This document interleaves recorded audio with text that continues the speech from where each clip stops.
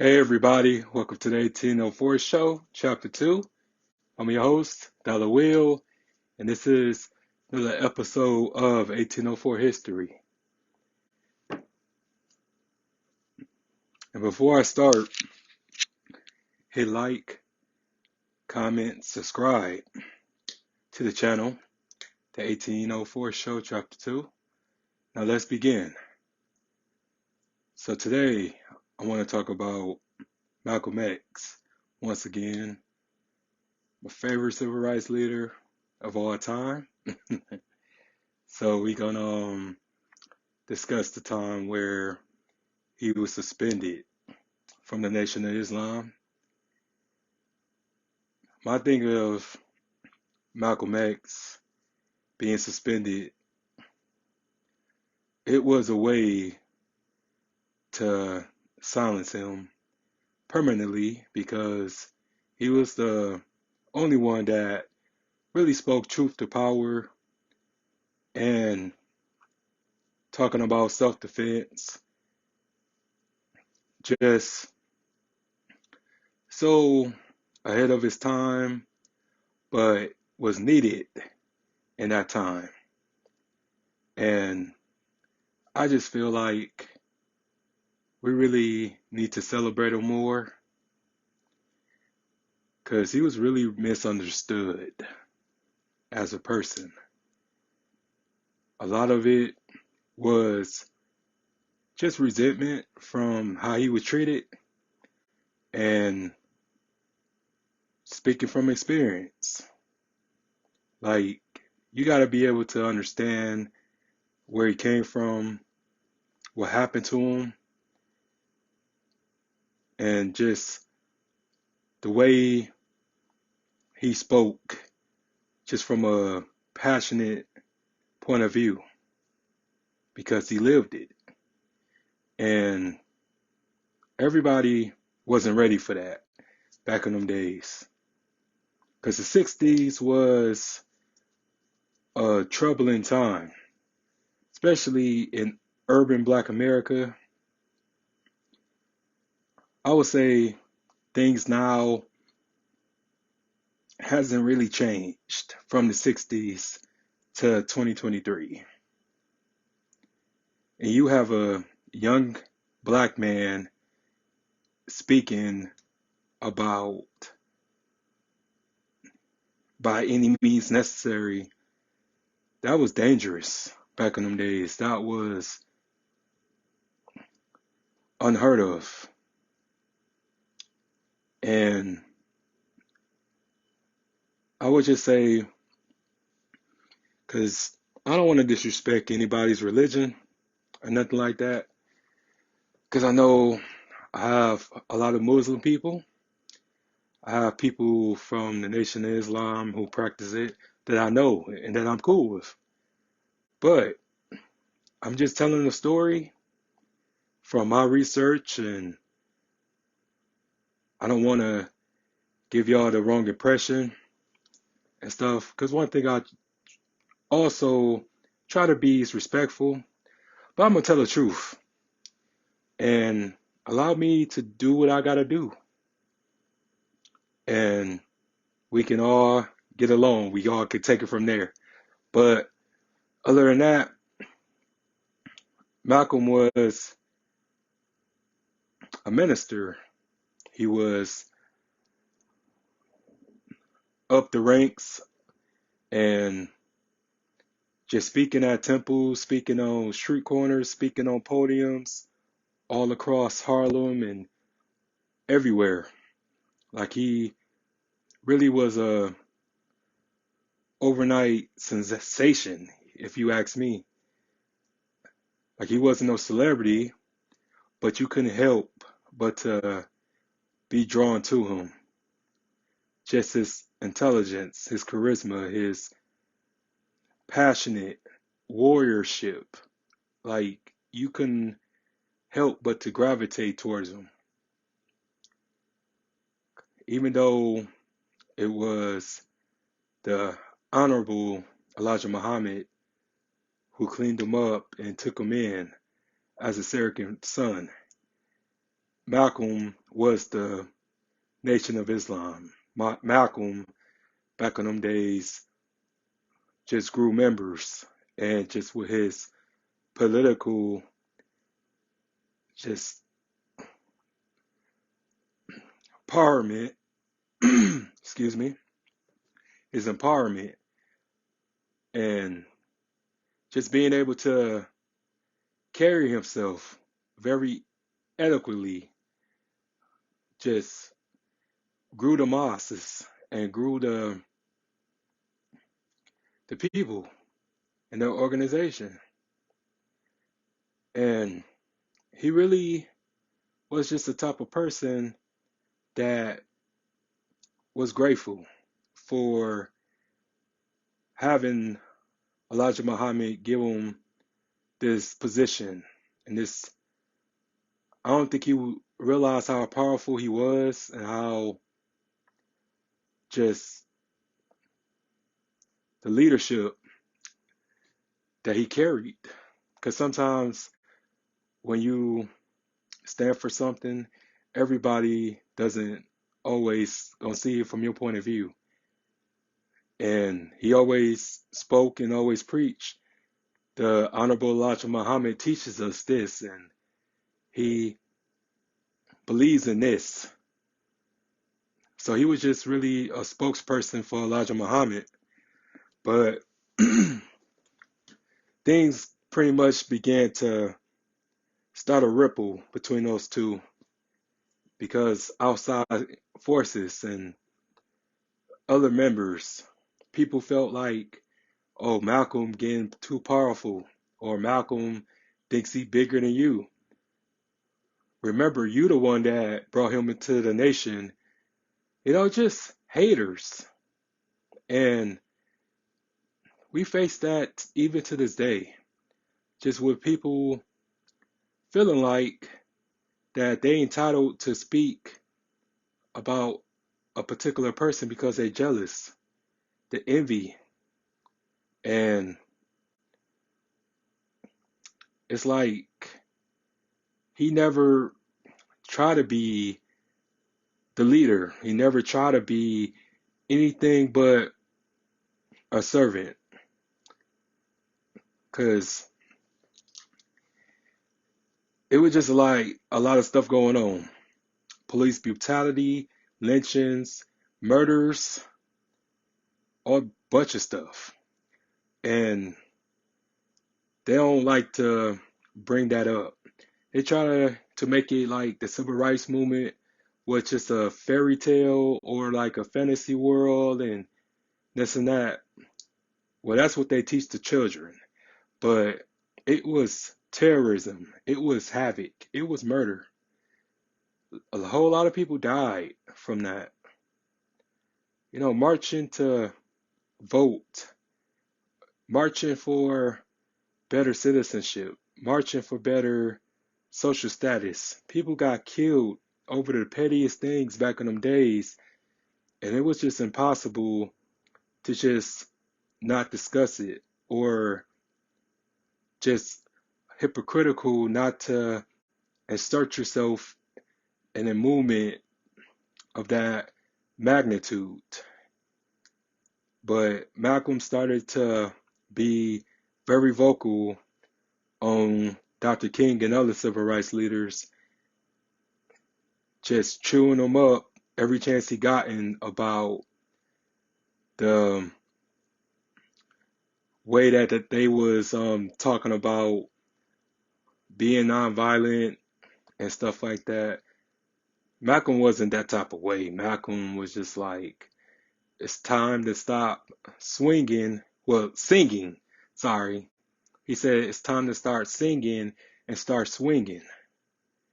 And Elijah Muhammad wasn't about politics because they was generating over millions and millions of dollars because it was a religion organization and they weren't paying taxes, so they was getting all the revenue, all the money from the schoolings, the businesses, the newspapers, and etc. So they was making a fortune off this, and Malcolm really saw it in a internal journey and an internal way, to the point that he became a problem because he wasn't dirty, he wasn't crooked, and it was going to be hell to pay, because two alpha males can't coexist with each other. One thing about alpha males is that eventually they will have to break up, they will have to separate. They can't coincide with one another. But what really had kicked it off was Ronald Stokes, a friend of Malcolm X, was gunned down in Los Angeles in a unfairly raid one night, and that hurt Malcolm so bad to the point that he wanted revenge. He wanted retribution for the death of his friend. And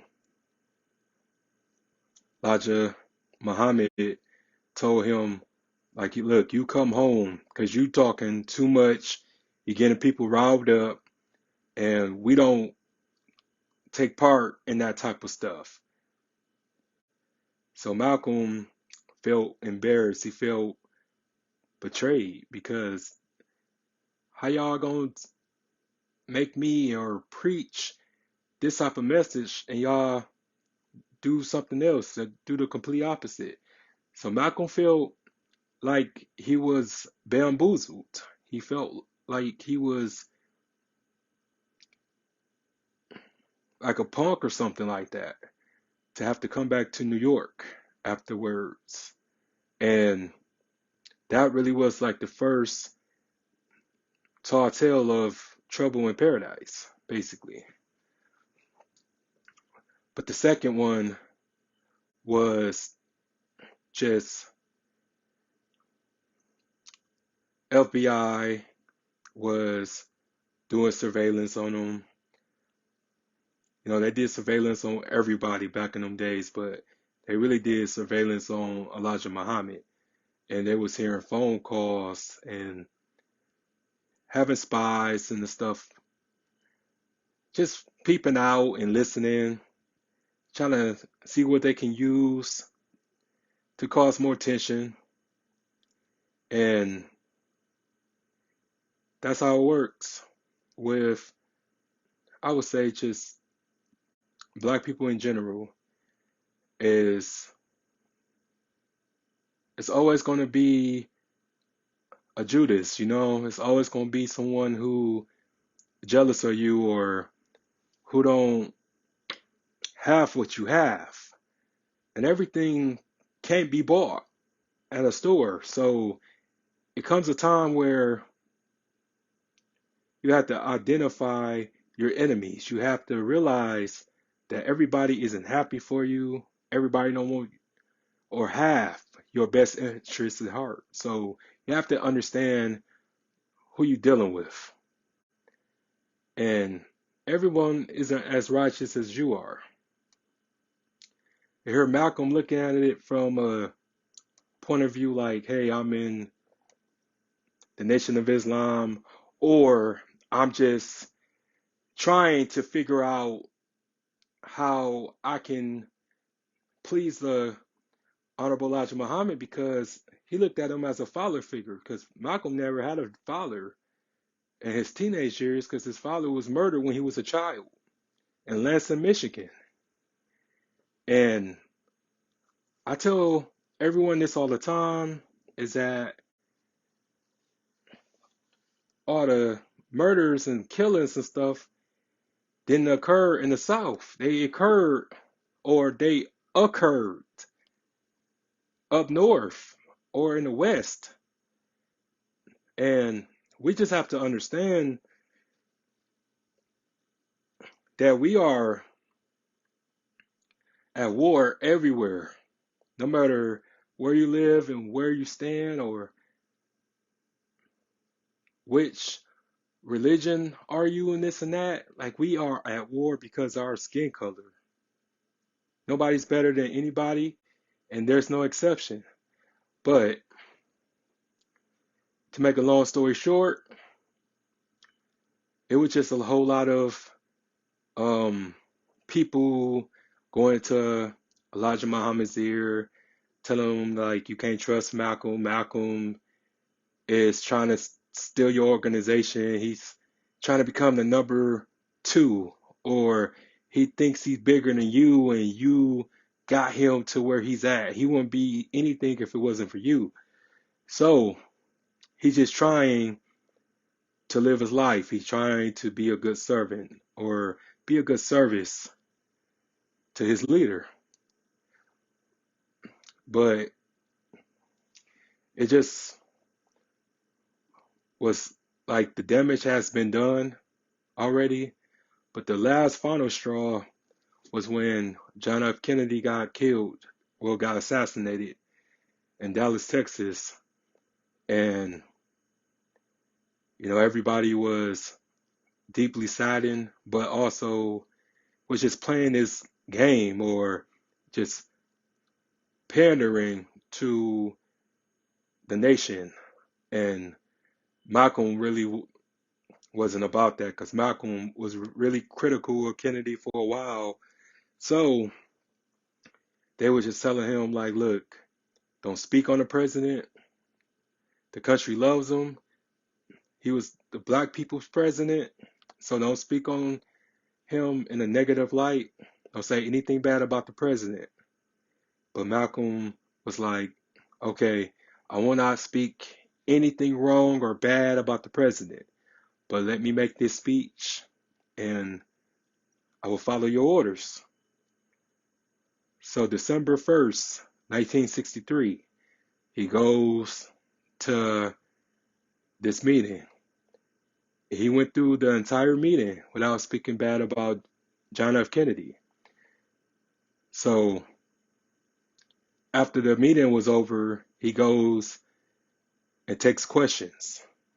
And while he's answering everybody's question, this one reporter stand up and was like, hey, Brother Malcolm, so how you feel or do you care to comment about the president?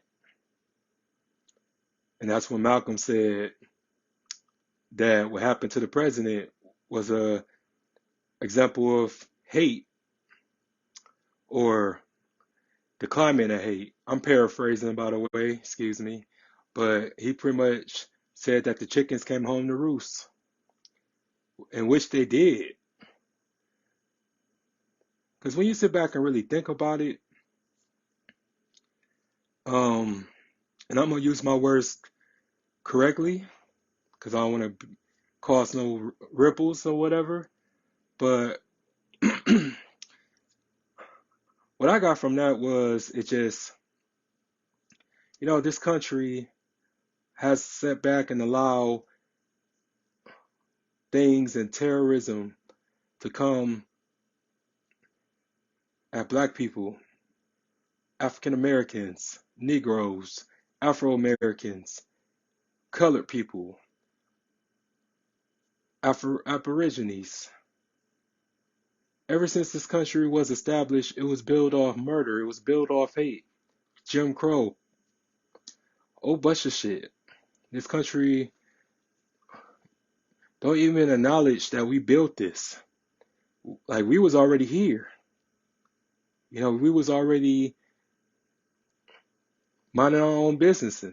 You know, like we allowed everybody else to come here and set up camp, receive the American dream, but us as American citizens, we don't get the same opportunities. We don't get the same respect. We don't get the same perks, the same blessings as everybody else that comes into a country that we helped build. But we are considered just dangerous people, ignorant people, and they took our identities, they took our religion. They took our culture. They lied about our history. They lied about where we came from. And I'm not pleased. And if you don't understand, or if you can't relate, or if you don't know, 98% of Black Americans are the indigenous people of this land. And any and every time that we ever tried to build something for ourselves, they destroyed it. They burned it down. They killed us. They blocked us. They created laws in order for us not to rebuild. And what I explain to people is nobody suffers more from PTSD than Black Americans. Like, we suffer from it so much that we don't even know that we have it. And Malcolm was just as tired of playing second fiddle or playing this manipulation tactic. And he was just speaking on the truth. Because if anybody is urinating or pissing on your head and try to tell you that is rain, when you know what piss is and you smell piss before, man, you gotta look at them like they're crazy. So on the 6th of December, he met up with Elijah Muhammad, and he was told that he was suspended for 90 days and just go home. You're not allowed to make any type of speeches or talk to the press and none of that. So Malcolm went home and started his suspension from December all the way, I believe, March. But here's a recording I want y'all to watch or hear, and this and that. And oh yeah, everything that I'm saying, by the way, is all public record. So before y'all start tripping, this is all public record. So I'm not snitching or anything like that. But like I said, if y'all really did your research, y'all would know that something like this exists. So I'm gonna put it up on my TV real quick so you guys can, hopefully y'all can hear it. If not, I can turn my sound off. But I just want y'all to really hear what he cause I was like, damn, when I found this out.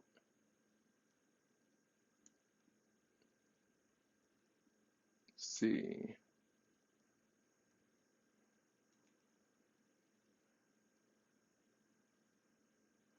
I apologize, y'all, if it's taking me a minute to come back. Okay, here it is. Hope I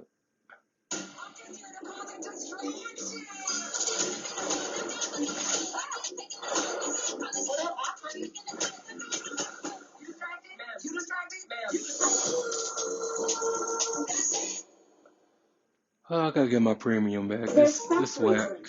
And not so factory trained.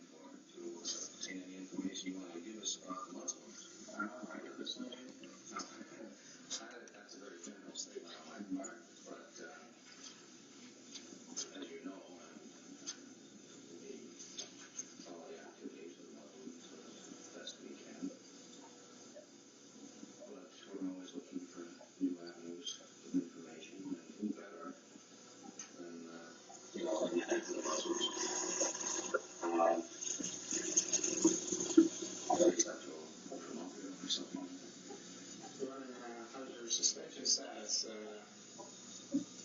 No one knows what Mr. Muhammad. You're still in. Now, I mean, you're not working now or teaching now at all. Well, I'm still under the suspension. That's what I think. That's a temporary thing. He's the only one who can give out any information. I couldn't say anything beyond what he has said. Yeah, I think he has said that it's a temporary suspension.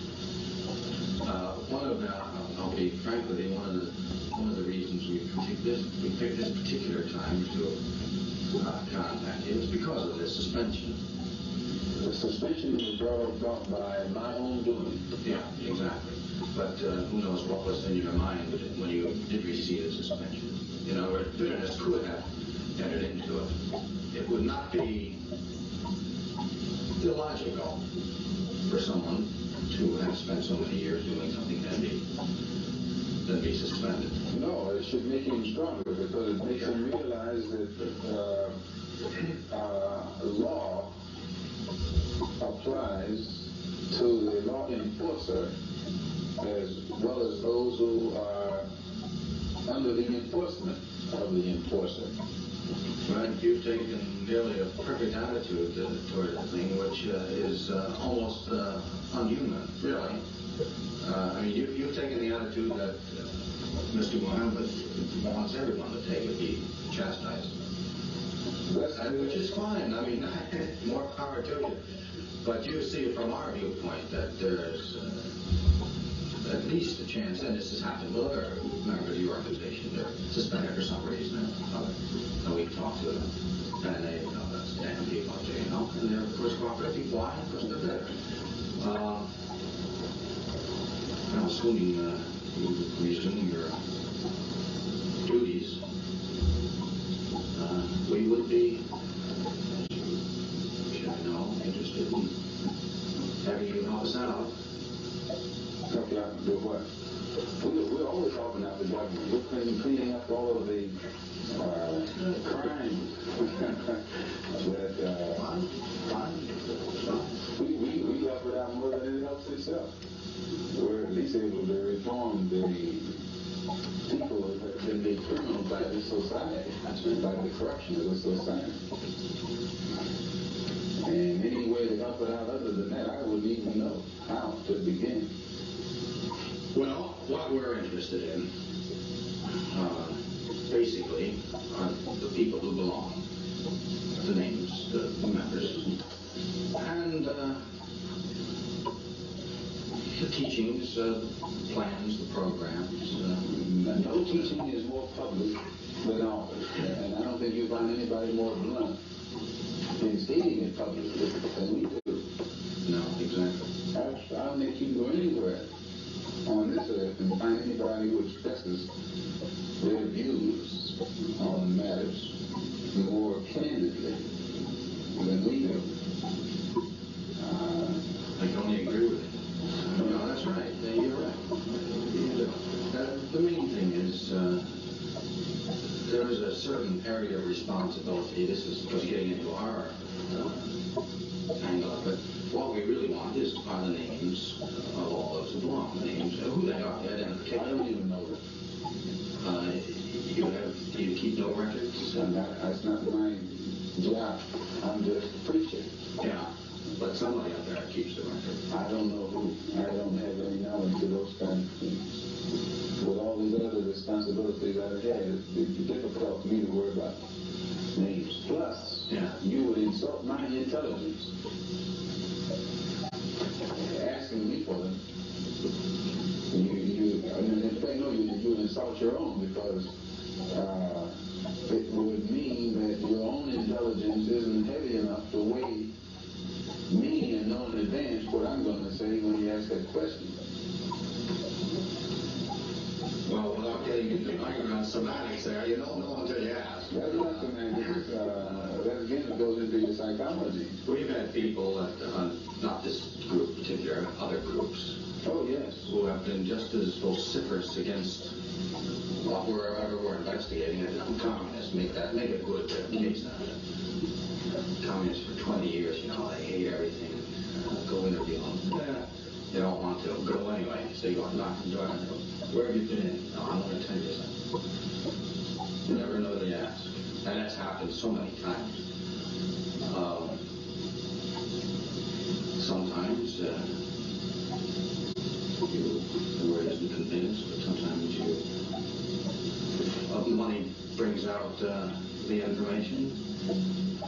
And no intent to insult you here. According to Dillon, what's his name, the Secretary of Treasury, this government's money is in such trouble until... You can still spend it. Still, according to your government economists, the dollar itself is in such trouble, a person would be a fool to sell his soul for one of these decreasing dollars. Oh, I couldn't agree with you more. You'd be a fool to sell your soul if the dollar was increasing. But this has nothing to do with selling your soul. I mean, if you look at it that way, okay. But depends on how you look at it. Sure. He insult my intelligence. Now, not only they insult me, period. If they think I would tell them anything. But it would be good, and I think in many ways it might be of some benefit to your organization. If in fact we can eliminate people. There's no government agency that can ever expect any information out of me that's in any way detrimental to any religious group or black group, for that matter, in this country.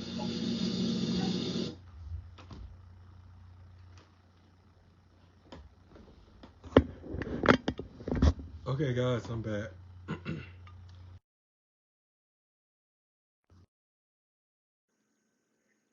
Yeah, I'm back.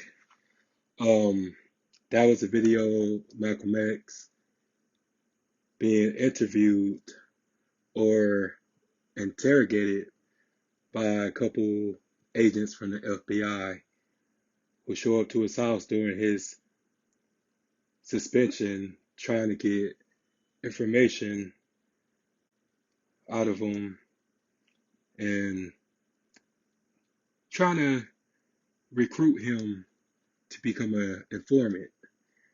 But he refused. He said that there was no money or anything that would get him to talk or began to sell his soul. And that was 59 years ago. And how many of your favorite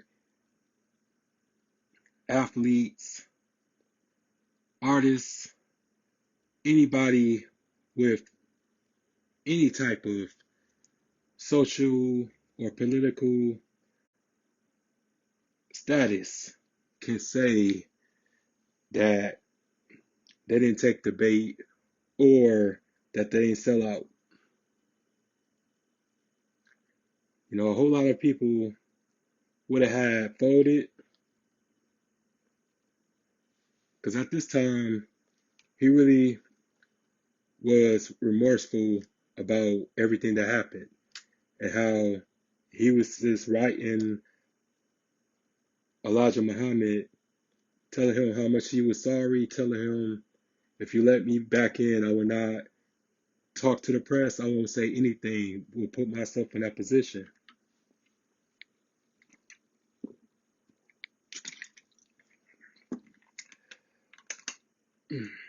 But it didn't work out like that. Because once a person feels like you're a threat or they're just jealous of you, it will never be the same. So he was forced out of the Nation of Islam indefinitely.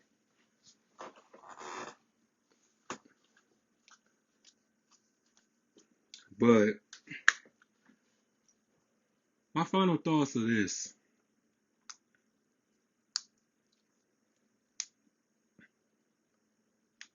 there was a lot of people afraid of Malcolm X. People in his camp and people out of his camp. And he spoke about things that needed to be said. It wasn't as if he was talking from a world that he didn't see or wasn't exposed to. He was just trying to get people to wake up and realize you are being played, you are being manipulated. You are so much more than what you are. He was really trying to reprogram people who were programmed by the system, the establishment. He was really a freedom fighter, whether you believe it or not. He wasn't speaking hate or teaching hate. He was teaching common sense. And it's unfortunate what happened to him. It's really was pathetic how three gunmen was able to carry out that assassination. And he knew after that it was coming.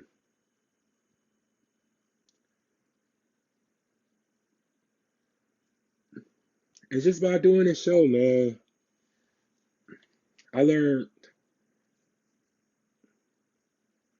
so much just speaking my mind and educating people and telling people the truth, that the truth scares people.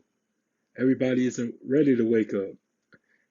There's more people asleep than it is that are awake. And if you speak in something that they don't want to get out, you will become hated. You will become a target. You will become marked for death. And he was marked for death. And he didn't do anything wrong. And it's just sad that a young man like that didn't get the chance to see 40 years old, didn't get the opportunity to watch his daughters grow up to be women. And Sister Betty, his wife, really was a person who was his partner, who saw the hypocrisy, who saw the hypocrite ways, and just was really trying to warn her husband, like, these people hate your guts. They don't F with you like you F with them. And I just need you to wake up. I need you to quit being so naive and quit being so faithful to something that doesn't look at you the same way. Because everybody thought Malcolm was rich. Malcolm wasn't rich. The Elijah Muhammad was rich, but Malcolm was just getting by. But he put so much work into that organization. He helped create a paradigm, a positive paradox. And he suffered that way, which is a slap to the face to anybody who is devoted to something. Just like your job, you devoted and you work your job for over 25 years, and then they just give you a pink slip after all the hours and all the time and all the blood, sweat, and tears that you put into this job or into this corporation. They just get rid of you like that and hire somebody else young and fresh and green. You know, that's just one of those things that will hurt anybody. And Malcolm felt hurt and Malcolm felt betrayed and was taken to court to get evicted from his home. So when people need to understand that when Malcolm left the Nation of Islam, he was broke. He was practically homeless at this point in time, but he still was doing his thing, going to Mecca and speaking to all these different leaders and trying to hold the United States of America accountable for the mistreatment of black people.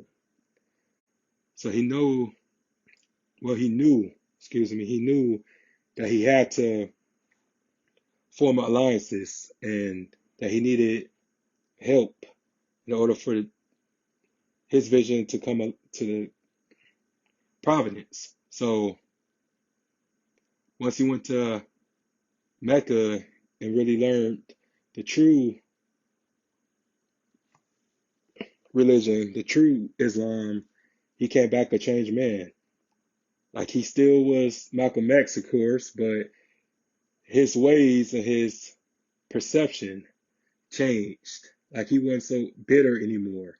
You could really hear the differences in his vocal pattern when he came back from Mecca from before he went to Mecca. You feel me? So,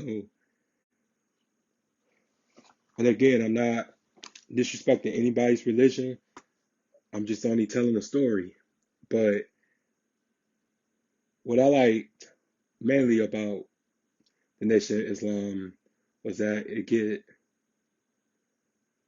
a whole lot of credit to taking people from jail, cleaning them up, giving them a sense of purpose and this and that. But everybody doesn't use everything for the way of the good. You know, some people take religion and use it as a cover up to commit crimes and to do bad things, and which I'm going to discuss in the next episode, hopefully. But Malcolm was a man of integrity. Even though he was suspended, even though he was punished, and he was on timeout, he still stayed loyal